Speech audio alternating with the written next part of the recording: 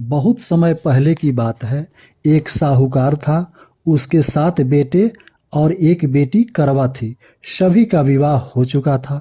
सातों भाई अपनी बहन को बहुत प्यार करते थे। कार्तिक का महीना था। बहन अपने मायके आई हुई थी। कार्तिक की चौथ को घर की सभी सुहागिनों ने करवा चौथ का व्रत रखा। उस लड़की ने भी व्रत रखा। भाभीियों के साथ विधिवत पूजा आदि भी की। अब बस चंद्रोदय होने पर अर्घ देकर व्रत खोलना था। दिन ढलने पर भाई आए। उनकी पत्नियों ने भोजन परोस दिया।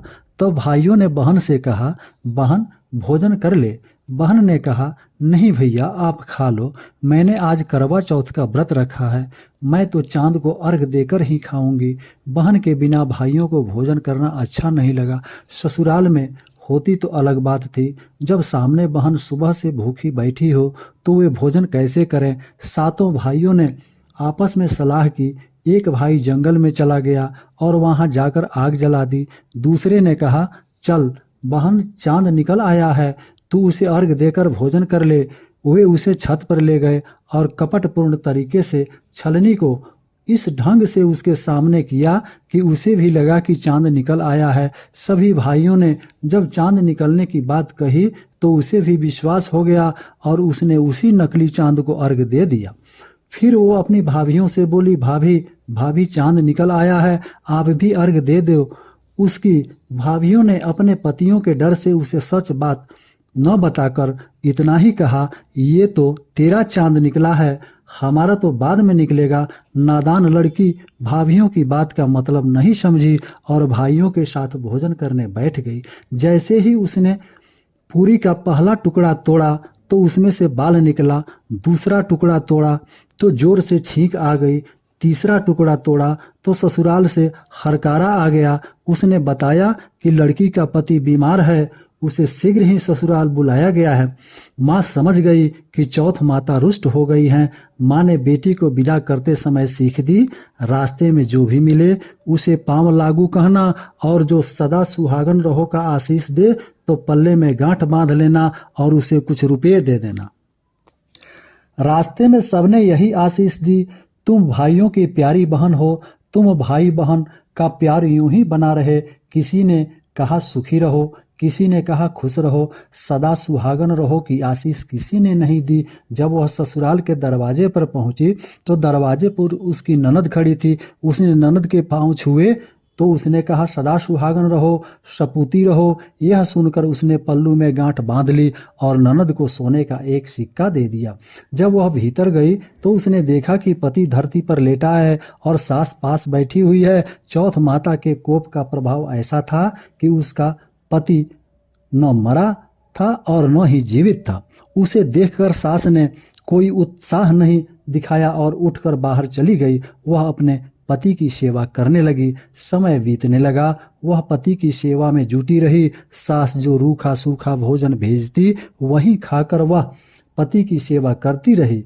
इसी प्रकार मार्गशीर्ष की चौथ आई तो चौथ माता की आवाज आई, करवा ले करवा ले, भाइयों की प्यारी करवा ले। वह हक्की बक्की सी इधर उधर देखने लगी मगर चौथ माता कहीं दिखाई नहीं दी।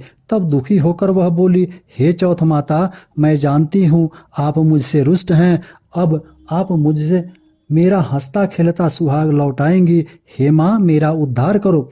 ये सुनकर चौथ माता बोली, पौष की चौथ माता आएंगी तो उनसे ये सब कहना, वो मुझसे बड़ी हैं, वही कुछ करेंगी। इसी प्रकार पौष की चौथ माता आई, माघ की चौथ माता आई, फाल्गुन की चौथ माता आई, बैसाख ज्येष्ठ आषाढ़ श्रावण भादो सभी चौथ माताएं आईं और सभी यह कहकर चली गईं कि अपनी व्यथा आगे आने वाली माता से कहना।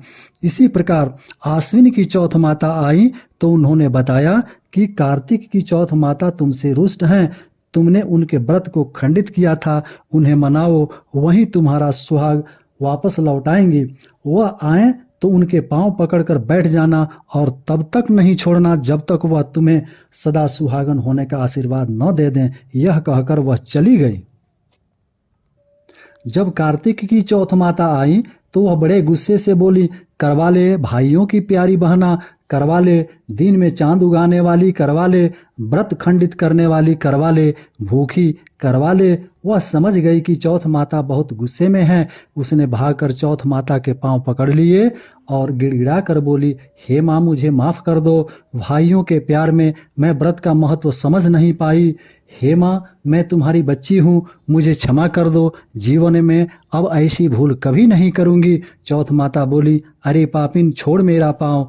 नहीं माँ, या तो क्षमा करो या मेरे प्राण ले लो। मेरे पति न जिंदा में हैं और न मरे में हैं। मेरी भूल का दंड उन्हें क्यों दे रही हो माता?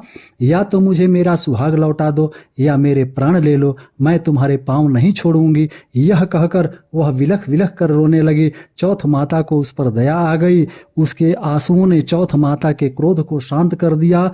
तो माता बोली, चल चल, अब छोड़ मेरे पैर। क्षमा किया मैंने तुझे। याद रहे जीवन में अब कभी ऐसी भूल मत करना। सदा सुहागन रहो, सपूती रहो। कहकर चौथ माता ने आंख से काजल, नाखून से मेहंदी और टीके से रोली लेकर छोटी उंगली से उसके पति पर छींटा दिया। करवा का पति तुरंत श्री गणेश कहता हुआ उठकर बैठ गया। इस प्रकार चौथ माता की कृपा से करवा को अपना सुहाग वापस मिल गया।